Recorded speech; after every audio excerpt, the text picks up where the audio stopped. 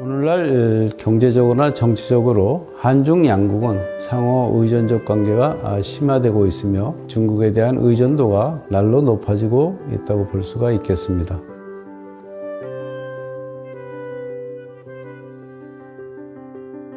일인 기업이나 소규모 창업을 준비하시는 분들에게 저희 경희대학교 경영대학원 차이나 MBA 입학을 적극 권장합니다.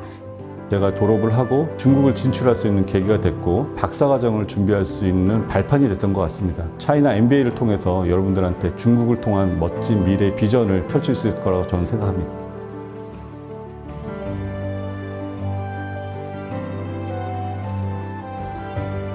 중국 비즈니스에 대해서 관심이 많으신 분들께서는 중국과 관련된 인적 네트워크를 설정할 수 있으며 확장시킬 수 있는 좋은 기회라고 생각이 됩니다.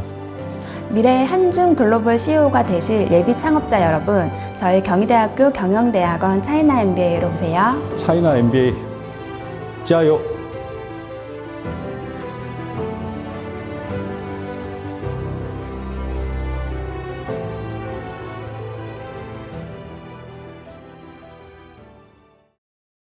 네, 시청자 여러분 안녕하십니까? 좀 더 정확한 중국 경제 이야기 차이나 이코노미 채널 CC입니다. 오늘도 중국경제 금융연구소 전병서 소장님 모시고 말씀 나누도록 하겠습니다. 안녕하십니까, 소장님? 안녕하십니까? 네, 저희가 지난 편에 이어서 중국과 대만 간의 군사적 긴장 관계에 대해서 얘기를 해보고 있습니다. 지난 시간에 어떻게 보면 이 양안 관계의 역사적 배경을 살펴봤다면 지금 어떻게 보면 양안 관계가 미중의 충돌로 확대되는 그 변수, 바로 미국은 왜 그럴까라는 부분에 대해서 살펴보려고 합니다. 어떤 부분인가요? 키포인트는 무기장사꾼 미국을 봐라. 무기장사에 포인트가 있다고. 그래서 대만관계법이라는 것이 이게 네. 바로 핵심입니다. 네. 그래서 보면 미국은 지난 시간에 우리가 봤습니다만은 이게 중국을 인정하는 척 하다가 이게 대만을 인정하고 또 다시 그걸 부인해서 중국을 인정하는 듯한 이제 이중적 태도, 그리고 다시 이제 또 이 대만을 어떻게 보면 지원하는 듯한 이제 갈팡질팡을 이제 내번하는 근본적인 이유는 뭐냐 그러면 대만의 무기 장사입니다. 그래서 중국은 2010년 이래로 약 230억 달러, 26조어치 무기를 팔았고요. 2020년에 최신형 그 F-16 블록 70기종 66대하고 보잉사가 만든 이제 대한 미사일 24억 달러치를 팔았어요. 그리고 2028년 금년에도 8월 달에 대만에 7억 5천만 달러, 8,500억어치 무기 판매를 이걸 승인했습니다. 그래서 이게 이제 결국은 뭐 전 세계 최대의 어떻게 보면 무기상이기도 한 네. 미국의 실리 챙기기라고도 볼 수가 있죠. 그러니까 대만은 TSMC에서 반도체 엄청 팔아가지고 무기를 샀네요. 이제 그렇게도 볼 수가 있는데. 네. 그래서 그러면 사실은 이거 미국이 중국에 대해서 하나의 중국이라고 해놓고 어떻게 무기를 파냐. 이거 앞뒤가 안 맞는 거잖아요. 네. 그래서 이걸 체크해 봐야 되는데 이 대만이 이제 이 79년에 그 유엔에서 퇴출을 되고 난 이후에 79년에 이제 중국하고 미국이 수교를 하면서 네. 거기에 이제 오랜 우방이었던 대만을 미국이 버릴 수가 없으니까 그때 법안을 하나 통과를 시켜요. 미국 국내법으로. 그게 바로 대만관계법입니다. 네. 근데 이 대만관계법은 뭔 얘기를 하냐면 대만 안보를 미국이 책임진다, 이런 규정을 넣어놨어요. 그래서 중국이 공격하면 미국이 막아준다는 이제 국내법이에요. 대만관계법이. 네. 요게 이제 들어가 있으니까 그래서 일단은 중국 입장에서는 수교하는 것이 중요하니까 수교를 했는데 계속 이제 이게 대만에 뭐 이제 지원을 하려고 하고 있고 뭐 이러니까 이제 악유를 했던 거죠. 그래서 1982년에 네. 이 중국하고 미국이 8월 17일 날 공동성명을 하나 냅니다. 그래서 그게 뭐냐면 미국은 대만에 판매할 무기의 성능과 수량에 대해서 미중 수교 이후 몇 년간 제공된 수준을 초과하지 않는다. 그리고 장기적으로는 무기 판매를 감소시키고 어느 정도 시간이 흐르면 최종적으로는 이제 결론을 낸다. 그래서 이제 무기를 안 팔겠다고 하는 이제 묵식인 약속을 했던 거죠.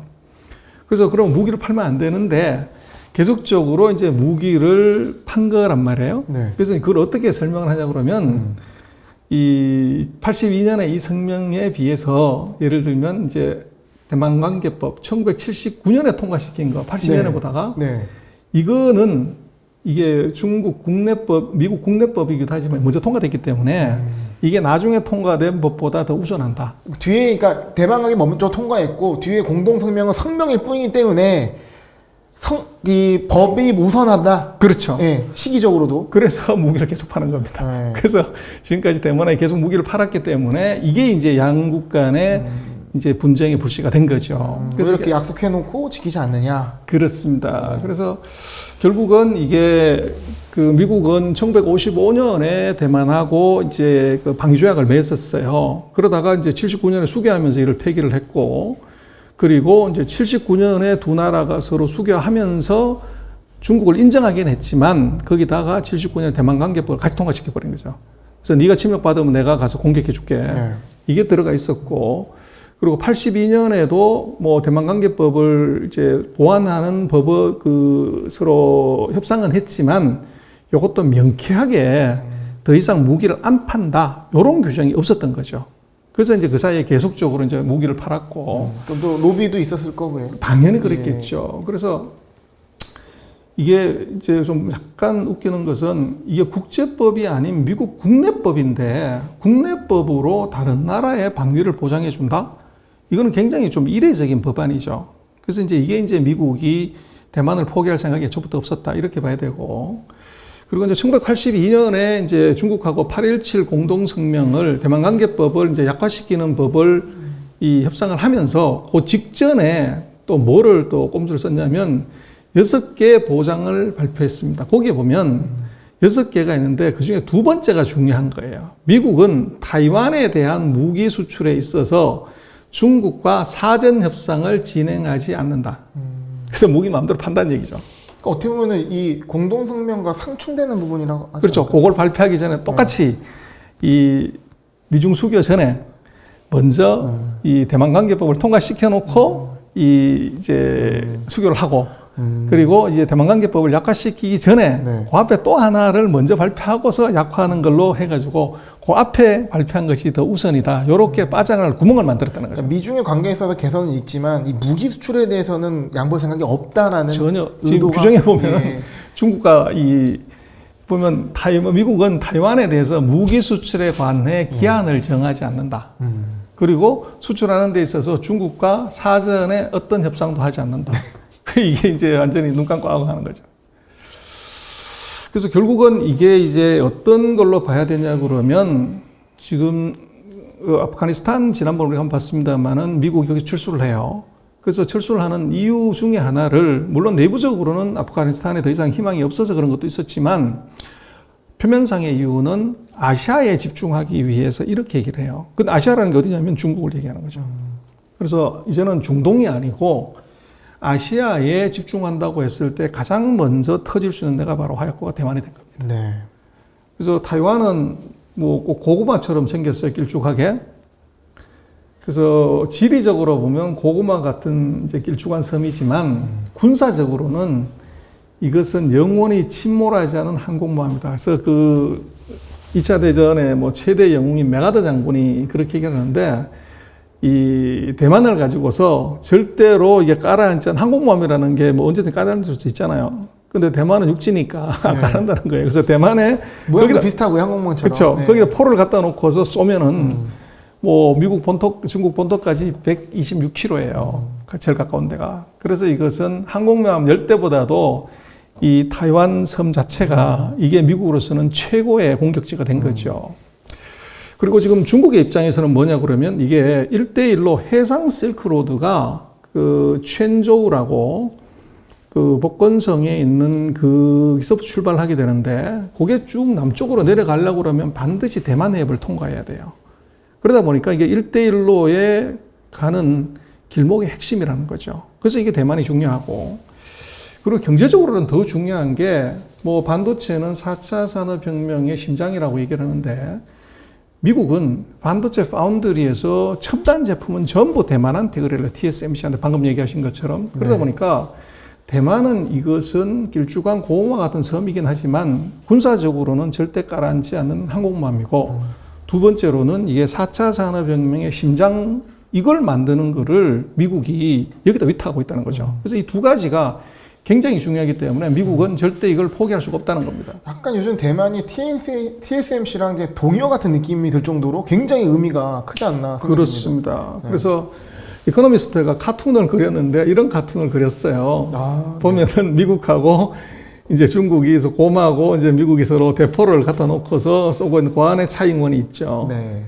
그리고 이제 오른쪽에 보면 낚시하는 사람이 타이완이라는 그 생선. 고래를 잡으면서 그걸 이제 누가 사진 찍고 있는데 보건대는 바이든 대통령 같아요. 포로를 잡혔다고 보여지거든. 그래서 지금 대만이 바로 이제 지난 시간에 얘기했던 전운이 감도는 이유가 네.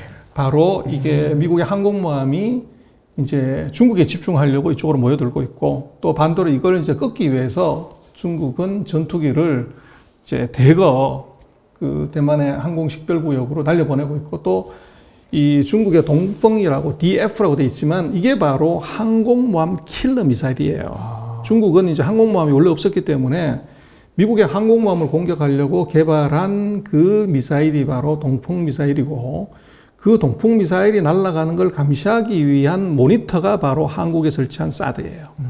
그래서 이게 같이 이제 걸려 있다는 거죠.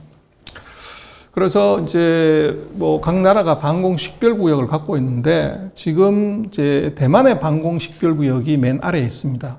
그래서 여기에 이제 문제가 생기는데 지금 10월 1일부터 4일까지 대만의 방공 식별 구역 안으로 149회 이제 중국 전투기가 날라온 거죠. 그래서 뭐 중국으로서는 이게 굉장한 위협을 한 거고 대만으로서는 사실은 속수무책인 게 이 전투력에서 보더라도 이게 지금 뭐 비행기로 보면은 중국이 1,500대 있는데 대만이 400대밖에 없고 잠수함도 중국은 56대가 있는데 대만은 2대밖에 없습니다. 항공모함은 중국이 2대, 대만 1대. 그래서 절대적인 군사력에 약세가 있는 거죠. 그래서 미국이 도와주지 않으면 이 중국 전투기에 이제 대만 그 방공 식별구역 진입을 막을 방법이 사실은 없는 거죠. 그래서 지금 또 이제 이 중국하고 대만 요 사이에 대만 해협 사이에 요리로 이제 이 중국의 항공모함이 지나다닙니다. 네. 그래서 요게 이제 실제로 보면 중국하고 대만하고 여기 선을 그어놨지만 여기 굉장히 가깝다는 거죠. 그래서 이제 방공 식별구의 기준으로 보면 7.8km밖에 안 돼요. 약간 넘는 게 살짝 넘는 거예요. 그렇죠. 네, 그러니까 언제든지 확 넘어 들어가는 게 아니라 살짝 넘어서 실수 뭐 이런 식으로 넘어갈 수도 있고. 그러니까 언제든지 이게 네. 터질 수 있는 위험이 있고. 예. 그래서 이제 북주에 있는 푸조우에 있는 핑탄이라는 그 섬하고 네. 신주 여기 대만하고 제일 가까운 거리가 126km밖에 안 돼요. 네. 뭐 거의 이제 뭐 같은 동네라고 봐야 되고. 그래서 이제 중국은 여기다 해저터널 하나 놓자. 대만까지. 그래서 고속철도 놓으면은 뭐 중국의 고속철도가 시속 300km로 가는데 네. 그러면 뭐 중국 본토에서 이 대만까지 가는데 30분도 안 걸리는 거죠. 네. 그래서 서로 밀접하게 돼 있고 그래서 중국은 여기다가 해저터널 한 3개 좀 놓으면 안 되냐. 그래서 같은 나라 한 나라 만들어 버리겠다. 땅굴 파듯이. 그렇죠. 그래서 결국은 지금 그 미중의 관계에서 그 군사 측면에서 놓고 보면 대만의 저 문제는 결국은 미국의 무기 장사와 관련이 있었다. 그리고 그 무기가 계속적으로 첨단 무기가 늘어나게 되면 중국으로서는 위협을 느낄 수밖에 없고 네. 또 그러다 보니까 이게 양안 관계는 더 악화가 되는 이제 거기에 플러스해서 정치인들의 이 정치적 목적에 의한 의도된 발언 네. 이것들이 이제 점점 가열화돼 가지고 거의 일촉즉발처럼 이제 보여지게 돼 있죠. 네. 그러나 이것은 이제 정치인들이라는 것이 함부로 전쟁할 수 없잖아요. 그래서 오히려 제가 볼 때는 미국이 저런 식의 이제 자극을 계속하는 이유는 오히려 지금 같은 상황에서는 이것을 어떻게 보면 중국을 공격하기 위한 아주 좋은 어떤 패로 쓰는 거죠. 그래서 대만을 계속적으로 자극을 해서 중국이 대만을 공격하는 순간에 미국이 자동 개입하면서 중국 본토를 바로 공격해 버릴 수 있는. 그래서 지금 객관적으로 놓고 보면 뭐 중국이 우주선이 있네, 무슨 뭐 항공모함이 있네 그렇지만 미국하고 군사력에서는 게임이 안 됩니다. 3분의 1도 안 되니까. 그럼 붙었다 그러면 바로 중국을 한 방에 끝내버릴 수가 있는데 그렇게 하려면 명분이 필요한데 그 명분에 대만이 들어가 있는 거죠. 그래서 대만은 아까 봤지만 대만관계법을 놓고 보면 이 유사시에 중국이 공략하면 미국이 자동 개입하는 조항이 들어가 있기 때문에 이것은 이제 미국으로서는 대만을 자극해서 중국 본토에 공격을 유도시키려고 하는 전략이 들어가 있다는 거죠. 그러니까 미중 간의 갈등 속에서 중국 경제력으로 굉장히 많이 따라오고 있고, 근데 군사적으로 미국이 굉장히 우위에 앞서 있으나 그 군사적 우위를 사용하는 거는 어려우니 어쩌면 군사적 긴장감 유지하고 무기도 팔면서 어떤 그런 만약의 상황을 대비한 명분 쌓기, 그게 이런 이제 정도? 제일 큰 거죠. 예. 그거 결정적으로 미국이 결국은 뭐 안 되면 경제적 제재가 안 되면 군사력으로 가야 되잖아요. 그럴 때 명분이 있어야 되는데 대만이 그 명분에 가장 좋은 거죠. 그래서 대만이 어떻게 이제 중국을 자극해가지고 대만 본토에 포가 날라오는 순간에 바로 전쟁을 개시할 수 있기 때문에 그러면 그런 가능성도 사실 미국은 그걸 노리는 거죠. 지금 네. 같은 상황에서 지금 경제적으로 봉쇄를 3년 동안 했지만 중국이 전혀 이제 쓰러지지 않기 때문에 새로운 방법을 검토를 해야 되는데 거기에 지금 이제 이 문제가 들어가 있고 그러나 중국도 영악한 것이 그것을 이제 알고 있기 때문에 이 밀어붙이긴 하지만 포를 쏘진 않는다. 선은 그렇죠. 넘지 않는다. 그럴 가능성이 있어 보여요. 네. 근데 이렇게 긴장감이 높아진 상황인데 저희가 이 추구 전략은 있어야 되지 않겠습니까? 그거는 다음 시간에 말씀해 주십니까? 네, 알겠습니다. 자, 그러면 오늘 이 대만과 중국 간의 군사적 긴장 관계의 원인에 대해 살펴봤고 마지막으로 다음 시간에 정리를 하도록 하겠습니다. 손님 오늘 말씀 감사합니다. 네.